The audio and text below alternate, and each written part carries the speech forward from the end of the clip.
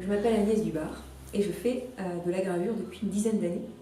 Et ça fait depuis 2011 ou 2012 qu'on travaille ensemble avec Véronique Dalle et la Galerie Collégiale. Et on devait faire une exposition qui devait commencer le 1er avril, qui a été un peu retardée suite aux circonstances que l'on connaît tous bien, et qui a lieu donc maintenant, et qui présente une nouvelle série de gravures qui sont tout à fait différentes de ce que j'ai pu réaliser jusqu'à aujourd'hui. Donc ce nouvel univers est arrivé suite à un déménagement dans les montagnes ariégeoises, et je pense vraiment qu'un contexte influence évidemment la création et ce que l'on vit évidemment, puisque pour moi tout est très lié, l'art, la vie, le contexte géographique, les rencontres. Et ce travail est donc inspiré à la fois des montagnes. On peut voir dans certaines images l'accident qui est arrivé dans mon travail, donc le côté accidentel, l'empreinte, le mélange entre l'accident et l'utilisation de l'accident pour amener une nouvelle trace, une nouvelle lecture de l'image. Et aussi, à ma grande surprise, ce qui est arrivé, ce sont des écritures spontanées. Je les appelle comme ça.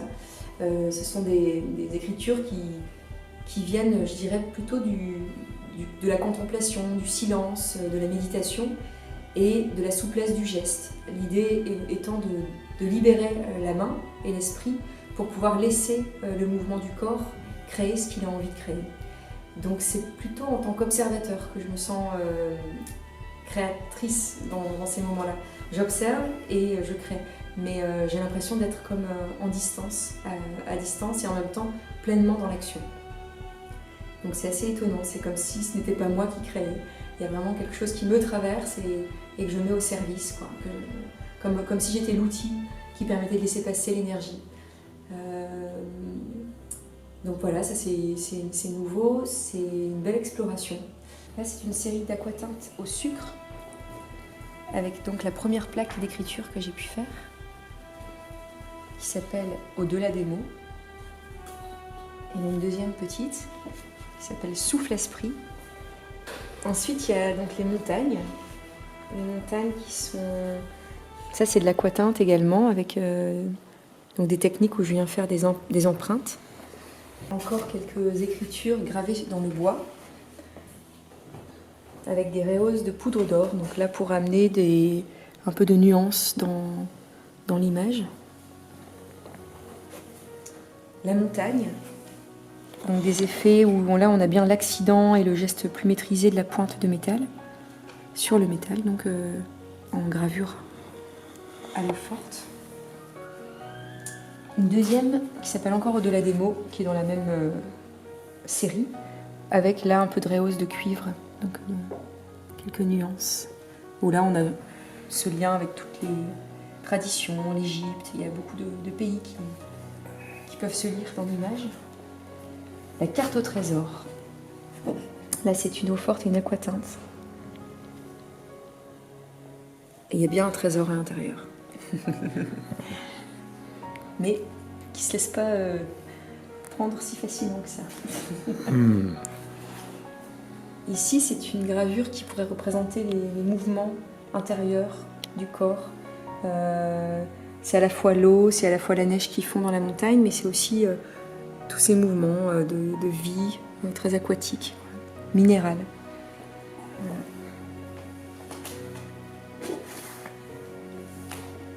Et puis, on en a encore une ou deux. Ici, on a un vol d'oiseaux.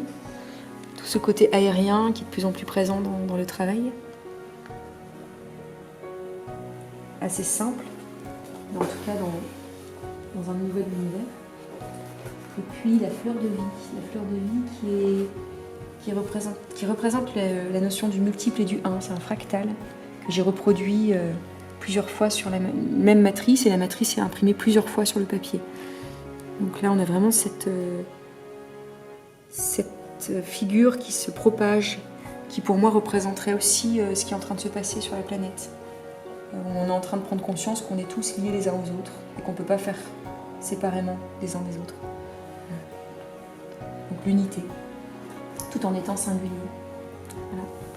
Il y en a encore les deux, mais qui ont déjà été vus tout à l'heure, la langue des oiseaux.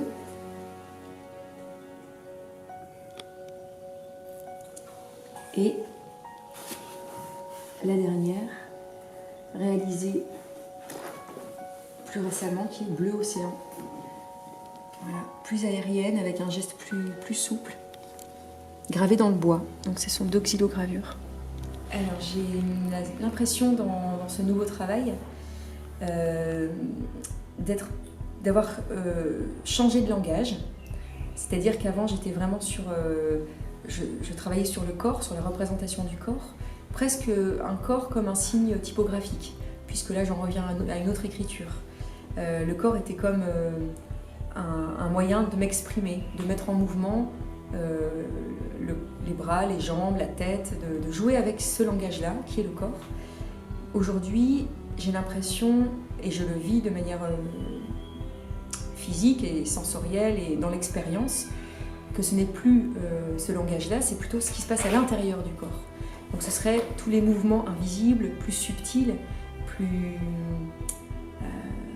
mouvements d'énergie.